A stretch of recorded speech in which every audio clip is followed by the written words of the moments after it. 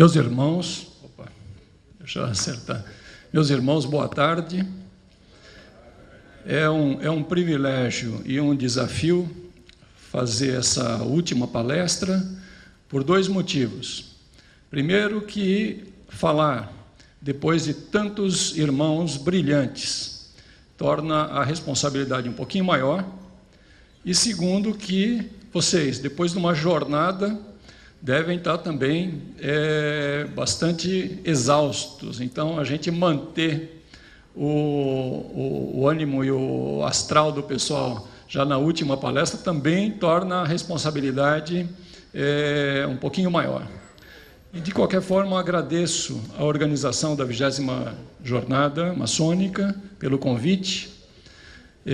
Agradeço pelo privilégio de estar tendo essa oportunidade de conversar com vocês sobre esse programa de liderança social, e agradeço especialmente a vocês que estão aqui depois de um dia inteiro de jornada e permanecem firmes nessa convicção de estarem adicionando valor ao conteúdo maçônico de cada um. Muito obrigado a todos.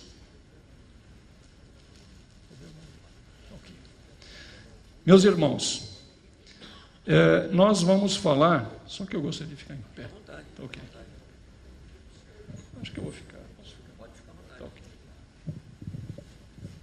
Meus irmãos, nós vamos falar sobre um programa de liderança social. E a nossa literatura básica é o ritual do primeiro grau aprendiz maçom, tá? Do rito escocês antigo e aceito. Muito bem. E temos também alguns rituais aqui do filosofismo, mas apenas para complementar, ok? Então agora eu vou ficar mais perto de vocês, que eu acho que fica melhor. Meus irmãos, então nós vamos falar sobre liderança social. Eu não sei se vocês conseguem, está claro a projeção, mas ali na parte de baixo tem a inscrição, o voo da águia. Quer dizer, qual é a relação entre liderança social e o voo da águia? Então eu vou contar uma história bem rapidinha, tá certo? Mas é que essa história vai ilustrar todo o nosso tema. Era uma vez um fazendeiro que tinha lá nas suas atividades da fazenda, inclusive tinha uma criação de galinha. E ele começou a perceber que as galinhas estavam sumindo, ele estava perdendo galinhas. E descobriu, a partir da observação, descobriu que, na verdade, tinha uma águia, que de vez em quando passava ali pelo terreiro, ali onde ficavam as galinhas, e levava, vamos chamar as galinhas menores, ela levava embora. Ele resolveu matar a águia e descobriu onde que ela estava, onde que era o ninho da águia, era uma árvore muito alta, descobriu e foi lá e matou a águia. A águia caiu, morta, e ele falou, bom, resolvi meu problema. Mas em seguida ele escutou um piado. Esse piado, aí ele subiu na árvore para ver o que era e descobriu que tinha lá um filhote da águia, porque ela, na verdade, ela estava alimentando, com as galinhas, ela estava alimentando o filhote, né? Então, ele ficou, digamos, sensibilizado, porque ele falou, bom, não vou matar o filhote, também não vou deixar morrer aqui. Pegou o filhote e levou e pôs no galinheiro. Tá? Então, o filhote de águia foi criado com as galinhas. Então, ele se alimentava do mesmo alimento que as galinhas se alimentavam. Ou seja, ele recebeu uma educação de galinha. E ele se comportava razoavelmente como uma galinha, né?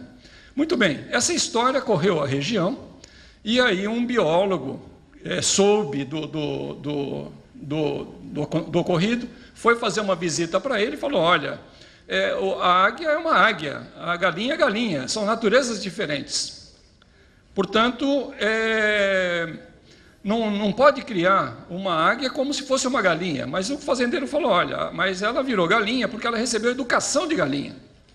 Então ela não conhece outra instrução que não seja a instrução da galinha. Muito bem, esse biólogo, então, fez até uma aposta com o fazendeiro e falou, não, eu vou fazer essa águia despertar para a natureza verdadeira dela. E o fazendeiro deixou livre para essa missão. E esse biólogo começou a levar a águia para alguns lugares, tentou fazer a águia voar. Mas a águia invariavelmente não batia as asas, ela caía. Né? Mas ele insistiu e foi usando algumas ferramentas para que a águia conseguisse voar. Finalmente, ele foi num despenhadeiro e jogou a águia. E a águia caiu em queda livre, mas em seguida abriu as asas e voou. Muito bem. Por quê? Na verdade, naquele momento ela escutou um piado de uma outra águia que estava por ali, aquilo despertou a natureza verdadeira da águia, que não é galinha. Muito bem, qual é a relação disso com a maçonaria? Se nós olharmos o nosso passado, nós vamos ver que os grandes feitos da maçonaria são feitos de homens que olharam a paisagem de muito alto. São águias, de fato, que trabalharam em favor do bem comum. E, em seguida, o que aconteceu? A maçonaria se fechou dentro das suas lojas e passou a se comportar, com todo respeito, como galinha. Quer dizer, abandonou a natureza, aquela natureza de águia, e passou a trabalhar na natureza de galinha, dentro da loja, ciscando dentro do seu próprio terreiro. Ok? Muito bem. Só que hoje, o que a gente está colocando, o que a gente está tentando colocar é o seguinte, vamos despertar novamente a natureza de águia.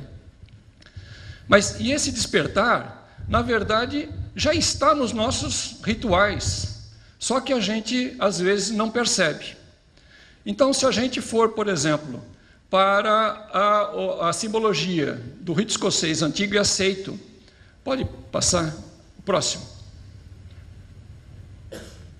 Nós vemos a águia bicéfala, tá?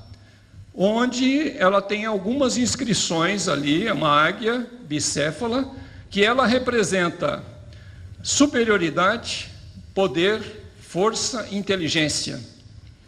Para alguns pode falar, não, isso é a pura vaidade. Não é vaidade, isso aí está no ritual. Tá?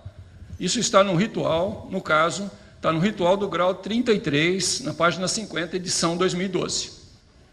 Ok? Quer dizer, isso é o que, vamos chamar assim, o grau máximo do filosofismo coloca em termos de missão do maçom.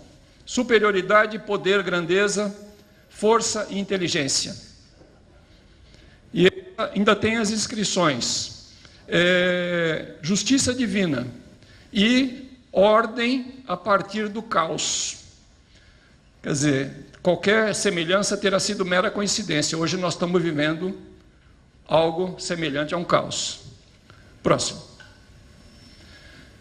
Desta forma, a gente, nos rituais, a gente é questionado seguidamente sobre a nossa missão. Mas a gente costuma passar por cima das coisas. Vamos imaginar que nós estamos aqui num templo maçônico. Estamos, eu acho que é bastante razoável afirmar que nós estamos aqui entre colunas. Para que nos reunimos aqui? Alguém vai dizer, bom, essa é a pergunta que o venerável faz e o primeiro vigilante responde. Tá certo? E a coisa vai, e a pergunta é mecânica, a resposta é automática e segue a sessão. Ok? O próximo. O que é trabalhar para o bem-estar da pátria e da humanidade? O que é? Quer dizer, está dentro da loja? Está bonitinho? Quer dizer, ir para o Ágape, tomar uma cervejinha, depois ir para casa? é fazer 2 horas de maçonaria por semana e está com seus deveres cumpridos. Próximo. O que significa levantar templos à virtude e cavar masmorras ao vício? O que é isso aí? Também, normalmente são perguntas automáticas e respostas automáticas que a gente passa por cima, sem perceber a essência da nossa missão. Próximo. Hoje, em termos de missão, nós podemos dizer que nós temos uma missão junto à sociedade. A sociedade está carente de lideranças orientadas para o bem. Na verdade, a sociedade terminou sendo, nos últimos anos, contaminada com lideranças que não necessariamente estavam voltadas para o bem comum, mas mais para interesses próprios, né? Então, eu sou um exemplo disso. Eu participo de um conselho de saúde como voluntário, dedico 1 dia por semana nesse conselho, tá? Numa administração do Partido dos Trabalhadores. Sou presidente da Comissão de Políticas Públicas e não sou do partido. Quer dizer, mas todo o conselho e as decisões, quer dizer, a gente tem uma grande quantidade de pessoas ali envolvidas dentro dessa linha ideológica. Então, qual é a nossa missão? Nossa missão realmente é levar levar os princípios maçônicos para as instituições deliberativas, tá? E fazer com que essas instituições estejam de fato orientadas para o bem comum e não para interesses ideológicos. A pergunta que eu coloco aí também é o seguinte: essas instituições todas foram contaminadas nos últimos anos. Onde estavam os maçons que permitiram essa contaminação? São essas instituições que, de alguma maneira, criam regras. Elas criam as políticas públicas. As políticas públicas nascem nos conselhos, Conselho de Saúde, Conselho de Educação, Conselho de Segurança. E onde estávamos que não atuamos nessa área de criação, de geração de políticas públicas? Quer dizer, nós deixamos a sociedade ser dominada por interesses ideológicos que nem sempre estavam orientados para o bem comum. E o que nós podemos fazer para restaurar, vamos dizer, a ordem naquilo que virou caos? Essas são as perguntas. Eu estou colocando para vocês várias perguntas. Próximo. Como melhorar efetivamente a sociedade? Então, a ideia de liderança social é você realmente participar, quer dizer, o maçom cumprir a missão dele fora de loja. Participar de conselhos municipais. Você tem uma enormidade de conselhos: saúde, educação, segurança, criança, e vai embora. Tá? Conselho tutelar, ou seja, tem para tudo que é gosto. Tem também os conselhos profissionais. Você tem conselho de engenharia, conselho de medicina, conselho de psicologia, associação dos advogados, OAB, instituições, digamos, municipais, do tipo associação comercial, associação industrial. Além disso, existem também as associações religiosas, que também são carentes de lideranças. A nossa ideia é levar os princípios maçônicos para essas organizações, para que a gente possa fazer uma descontaminação, na verdade. Ou seja, que a gente possa inserir princípios maçônicos em instituições que hoje, de alguma forma, estão contaminadas por ideologias e não estão voltadas para o bem comum. Próximo. A ideia é um plano de mobilização dos irmãos. Por exemplo, eu falo pelo Grande Oriente de São Paulo. Então, nós temos, acredito, 23 mil irmãos, né, Roque? 23 mil irmãos. A nossa intenção é mobilizar esses irmãos para que eles possam sair de loja. Alguns já fazem isso, mas sair de loja e assumir cargos na sociedade, nas instituições, dentro das suas esferas de atuação. O irmão, ele é advogado, pô, vai trabalhar na Associação dos Advogados, pega um cargo na OAB. Ele é engenheiro, vai trabalhar no CREA, vai trabalhar em alguma associação, é comerciante, associação comercial. Ele tem uma pequena empresa, associação industrial. Quer dizer, a sociedade está clamando, está pedindo ajuda. Não existe porta fechada. As portas estão abertas, esperando que alguém faça uso. Eu tenho essa experiência, porque dentro de uma administração do PT, eu consegui trilhar todos esses caminhos sem resistência. Por quê? Porque esse pessoal ocupa o cargo, procura uma boquinha, mas na hora de trabalhar não trabalha. Alguém vai analisar, vai levar um documento para casa, vai participar de uma reunião e termina progredindo dentro da instituição. Ou seja, não tem porta fechada, dá para abrir, desde que a pessoa tenha esse objetivo, tenha esse foco no bem comum, trabalhar realmente para a sociedade. Aliás, nós estamos pensando em fazer isso com um treinamento e capacitação em liderança dentro de loja, porque a loja, dentro da nossa concepção, é uma escola de gestão. Na loja você aprende a calar, aprende a falar, aprende a trabalhar também e seguir ordens, seguir instruções. Então, a loja é uma escola de gestão. Tá? E se a gente voltar também num ritual, por acaso aqui também é do 33, onde ele fala, trabalhai em benefício da humanidade na esfera de vossa influência. Essa é a instrução maçônica, tá? Do grau 33 do rito escocês, antigo e aceito. Quer dizer, então nós não estamos inventando nada. Tudo que a gente está falando está dentro do ritual. Próximo. Quais são os valores? Vamos adotar a iniciativa e atitude ativa diante dos problemas da sociedade. Quer dizer, não adianta reclamar, não adianta xingar, tá certo?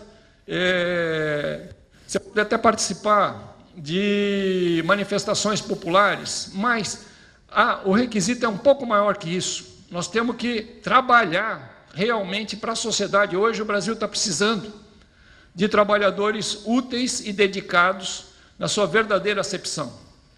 A sociedade, às vezes a gente recebe alguma correspondência ou aparece algum artigo em jornal do cidadão que fala, mas o que a maçonaria está fazendo? Né? Por que os caras não se mexem? A maçonaria, porque o pessoal sempre acha que nós somos mais poderosos do que efetivamente a gente é. O que a maçonaria está fazendo? E é o que a gente está colocando, podemos fazer sim. Mesmo a pessoa que não vai para a associação comercial, não vai para a associação industrial, ele pode ajudar o síndico do condomínio dele. Sabe, faz alguma coisa pelo bem comum. Você está trabalhando efetivamente, maçonicamente, para o bem-estar da pátria e da humanidade.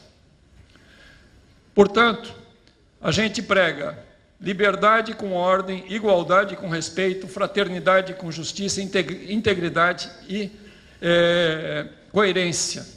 Ou seja, é arregaçar a manga e trabalhar. Próximo.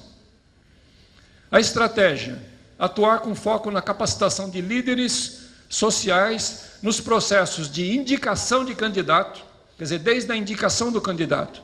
Vamos privilegiar os candidatos que têm algum histórico de trabalhar em benefício dos outros. Aquele que já trabalha para o clube esportivo, ou para a igreja, ou para uma associação profissional, ou uma associação comercial. Esses candidatos, eles têm uma chance maior de serem irmãos úteis e dedicados do que aquele candidato que não tem esse histórico. Na sindicância também, procurar observar esse tipo de coisa. Nos tempos de estudo, a ideia é ter uma linha editorial baseada na doutrina, essa linha editorial voltada para a liderança social. E a doutrina é riquíssima, a gente vai ver agora. A doutrina é muito rica em liderança social, especialmente vamos chamar na parte ali da iniciação. A gente vai ver na sequência. Participação em fóruns desse tipo. Nós temos lá os ERAC, que são encontros regionais de aprendizes e companheiros, nós temos essas jornadas maçônicas, e deve ter também outros eventos desse tipo. Essa participação é fundamental. E, eventualmente, ter essa capacitação em liderança social como um requisito para aumento de salário. Ok? Próximo. As ferramentas que nós podemos usar. Doutrina maçônica, que a gente vai falar daqui a pouco, o conteúdo riquíssimo da doutrina maçônica. Controle social. Controle social, meus irmãos, é um arcabouço legal que foi instituído no Brasil depois da Constituição de 88. Esse arcabouço legal permite que o cidadão comum participe da administração pública como voluntário. São, basicamente, os conselhos municipais e estaduais. Isso tudo tem uma legislação, ou seja, o irmão não vai entrar uma coisa, como é que eu faço parte de um conselho? As portas estão abertas, tem regras para isso, e a legislação garante a participação do cidadão comum, porque nós vamos participar desses conselhos como cidadãos comuns. Tá certo? Nós não temos que ir lá e dizer, olha, eu sou da maçonaria. Não, não é isso. Maçonaria se prega pelo exemplo e pela palavra. Tá certo? Então, essa ação é uma ação individual de cada um. Existe um arcabouço legal que dá essa abertura legal de participação. E, a partir daí, sim, poder influir nas regras da sociedade, nas políticas públicas, de uma forma efetiva, porque esses conselhos são deliberativos. Eles realmente têm arcabouço legal para funcionar. Né? No Conselho de Saúde de São José dos Campos, que tem aqui outros irmãos que já participaram, olha, nós administramos de alguma forma, ou avaliamos um orçamento de 500 milhões de reais por ano.